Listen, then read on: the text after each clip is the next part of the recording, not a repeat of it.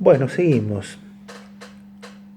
El segundo momento se va a dar con una nueva etapa que se abre con la conformación de la Junta Grande. O sea, comienzan a llegar los diputados del interior y el proyecto de alguna manera de forma de organización. Y a partir de ahí, lo primero que se va a hacer es conformar un primer reglamento el 10 de febrero de 1811 que se va a llamar reglamento orgánico y es muy importante este reglamento de la Junta Grande. Este reglamento de la Junta Grande es muy interesante porque establece un sistema de 3 niveles. Esta Junta Grande, que va a estar integrada por representantes de las provincias, más los representantes de Buenos Aires, que siempre, por la cantidad de habitantes que tiene Buenos Aires en esos tiempos y parece en cuanto a relación y demás, siempre Buenos Aires tiene cierta preeminencia, más allá de sus aliados. Se va a producir un sistema de tres niveles. Entonces va a decir, bueno, muy bien, va a haber una junta central que va a ser la de Buenos Aires, va a haber juntas provinciales y también va a haber juntas de villas.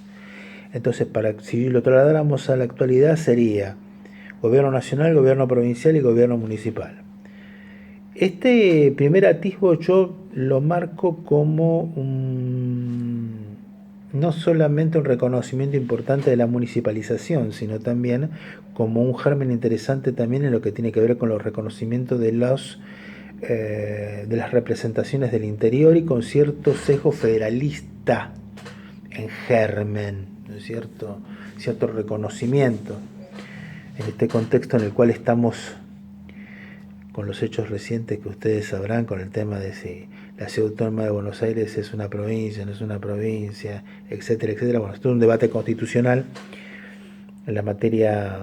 Yo este debate lo puedo dar en mi otra cátedra, pero acá no es un debate que, bueno, quedará en expectativa. Ustedes lo podrán hacer en constitucional este debate, pero bueno, o en derecho político.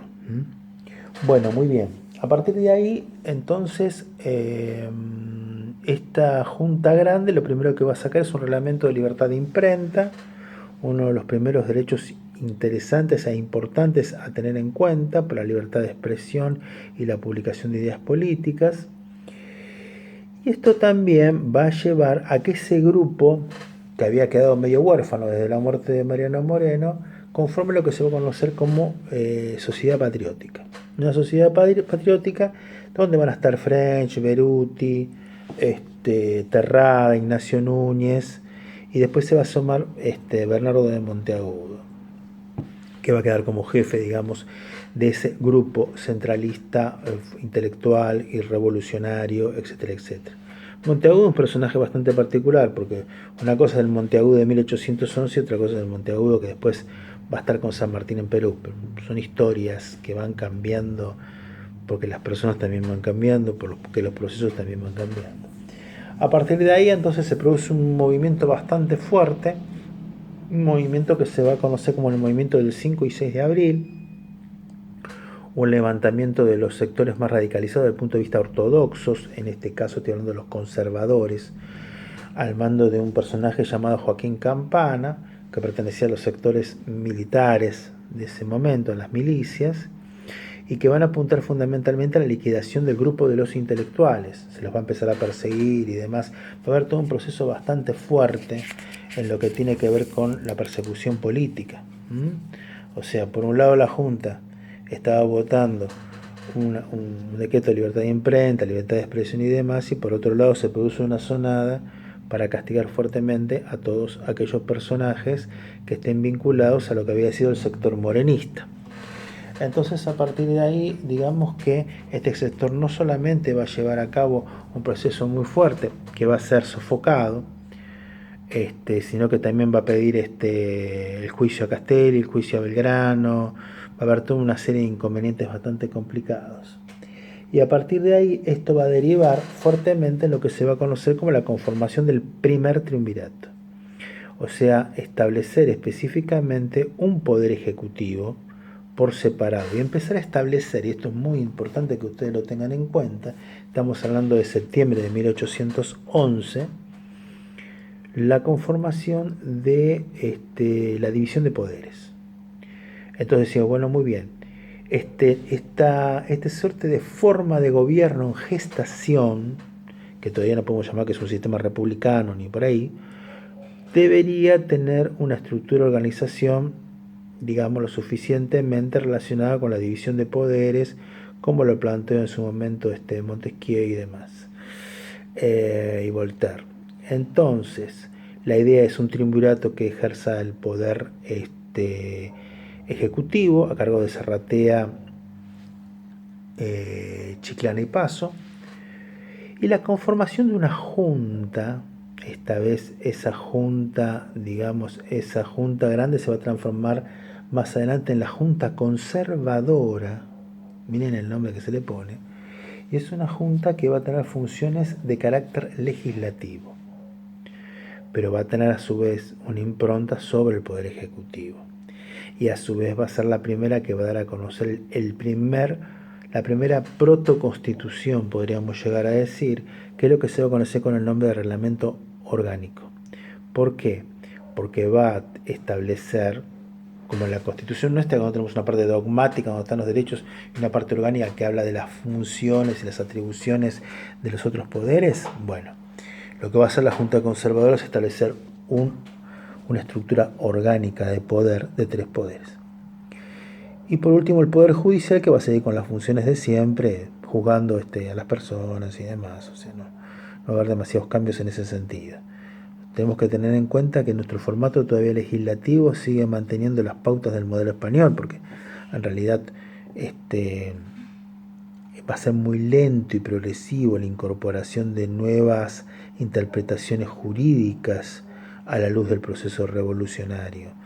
Entonces siguen manejando con ciertos formatos, lo cual también va a llevar a que a futuro vayan desapareciendo, esto va a ser un poquito más adelante, lo que se llaman las reales audiencias. Ya para 1812, 1813 ya van a aparecer las cámaras de apelaciones, entonces van a desaparecer lo que se llaman las audiencias, que eran las instancias de apelación de los tribunales inferiores.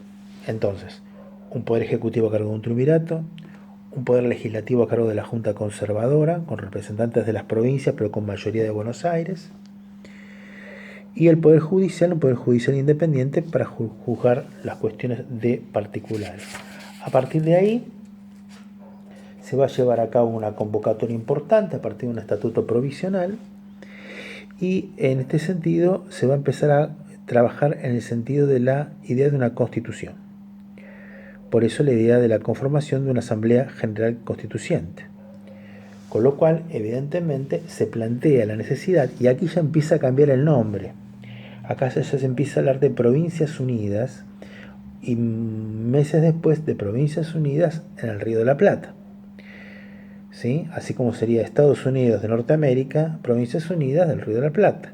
O sea, este criterio en donde el Provincias Unidas está hablando fundamentalmente no solamente de lo que correspondía a la Intendencia de Córdoba, lo que correspondía a la Intendencia de Salta de Tucumán, Banda Oriental y demás. Estamos hablando puntualmente aquí ya de la incorporación también de las provincias altoperuanas y de ciertas participaciones también de un sector limítrofe dentro de la estructura de Paraguay. O sea, había toda una convocatoria bastante importante. Las provincias de Moxos, Chiquitos y demás, que tenía que ver con siempre el criterio de tratar de mantener lo más cohesionado posible el territorio, porque ustedes, bueno, después se producirá el desmembramiento, ¿no? Cada uno seguirá su camino, pero siempre repito lo mismo. Recuerden que lo que hoy es la República Argentina, sede del virreinato, estaba conformado también por Bolivia, por Paraguay, por Uruguay, por una parte sur de Brasil, abarcando prácticamente todo lo que es el estado de Río Grande do Sur, una pequeñísima parte de Charcas en la parte para el lado de Perú. O sea, era un territorio sumamente importante. Después, bueno, los procesos de emancipación y las cuestiones políticas crearon nuevos estados, definieron nuevos estados, y a partir de, bueno, sabemos lo que pasó, la pérdida de mucho territorio. Bueno, a partir de ahí entonces, digamos que este triunvirato va a tener una serie de inconvenientes, fundamentalmente porque quien realmente conduce al triunvirato no es ni Chiclana ni paso ni zarratea. Que conduce el virreinato es un personaje que ya se va a empezar a hacer famoso en estos tiempos, y es el mulato Bernardino Rivadavia. Bernardino Rivadavia, un tipo con muchísimas conexiones políticas, económicas y financieras, un personaje que va a estar permanentemente en lo que es la designación de los triunviros, teniendo en cuenta que Bernardino Rivadavia era secretario de ese triunvirato, pero tenía atribuciones como si estuviera por encima del mismo triunvirato. Entonces todo este tipo de cuestiones llevó a toda una serie de roces, y esta serie de roces también va a tener que ver con ciertos problemas que va a haber en la sociedad patriótica, ya en manos de Bernardo de Monteagudo, y en ese contexto, ya para 1812, llega la gente de la logia Lautaro, con San Martín a la cabeza, Alvear, el barón Holmer, y otros tantos que lo van a Chilaver, otros tantos que vienen de participar en las guerras europeas, y ya vienen con el proyecto británico de la continuidad del modelo Miranda, ¿sí? Con lo cual, digamos, vienen con la idea de la emancipación y con prácticamente los planteos fundamentales, o sea, independencia, república y constitución. Y a partir de ahí llevan a cabo una suerte de golpe y toman el poder y designan un nuevo triunvirato. Y a partir de ahí ya la apertura de lo que tiene que ver fundamentalmente con la Asamblea General Constituyente de 1813, una asamblea que, digamos, ustedes tienen en detalle, digamos, la cuestión.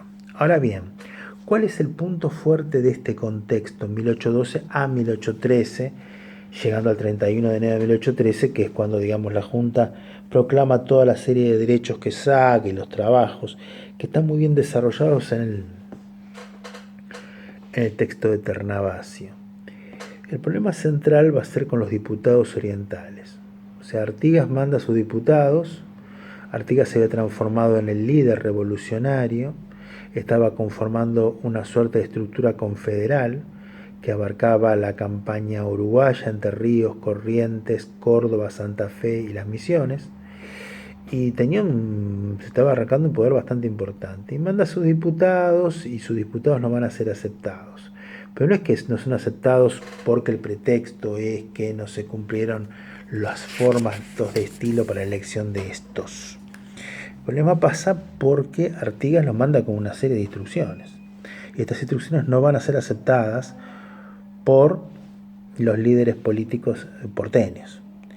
Dentro de esas cuestiones está, primeramente, que la Asamblea proclame la emancipación definitiva de los Borbones, de España, por un punto. Por otro punto, establecer definitivamente la división de los tres poderes, ejecutivo, legislativo y judicial. El establecer un sistema,